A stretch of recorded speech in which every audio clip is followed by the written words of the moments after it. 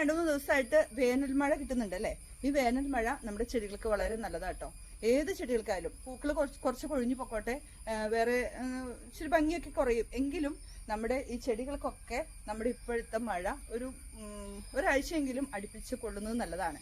പക്ഷേ ചില ചെടികൾ കണ്ടിന്യൂസ് ആയിട്ട് മഴയത്തിരുന്നാലും നശിച്ചു പോകും. പക്ഷേ ഈ ഒരാഴ്ചയോ 2 ആഴ്ചയോ നമുക്ക് വേനൽ മഴ നമ്മുടെ ചെടികൾക്ക് കൊടുത്താൽ, അതായത് കിട്ടുന്ന രീതിയിൽ വെച്ചാൽ ചെടികൾക്ക് നല്ല പുഷ്ടി ഉണ്ടാവും.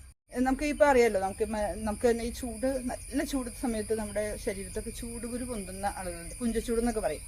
അത് ഈ വേനൽ മഴ പുതുമഴ നനഞ്ഞാലും മാറുമെന്ന് പറയുന്നുണ്ട്.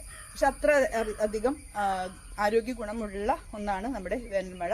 അപ്പോൾ വേനൽ മഴ അല്ലെങ്കിൽ ഈ പുതുമഴ നമ്മുടെ ചെടികൾ കൊള്ളാതെ മാറ്റി വെച്ചിട്ടുണ്ടെങ്കിൽ ഒരാഴ്ചയൊക്കെ ആ മഴ നനഞ്ഞത് യാതൊരു കുഴപ്പമില്ല. അപ്പോൾ ചെടികളെല്ലാം ഇനി എനിക്ക് തോന്നുന്നു കുറച്ച് നാളുകൂടി കഴിഞ്ഞ് കഴിഞ്ഞാൽ മഴ സീസണാണ്. ചെടികളെല്ലാം നമ്മൾ സംരക്ഷിക്കേണ്ട ഒരു സമയമാണ്. നിരന്തരമായിട്ട് നിർത്താതെ മഴ നനയുന്ന ചെടികളൊക്കെ നമ്മൾ മാറ്റി വയ്ക്കുകയും ചെയ്യണം. അപ്പോൾ ഈ വേനൽ മഴയുടെ ചെറിയൊരു ടിപ്സ് പറയാൻ വേണ്ടി വന്നതാണ്. ചെടികളിൽ ഇപ്പോഴും നല്ല ഉഷാറായിട്ട് പൂക്കളുണ്ട്.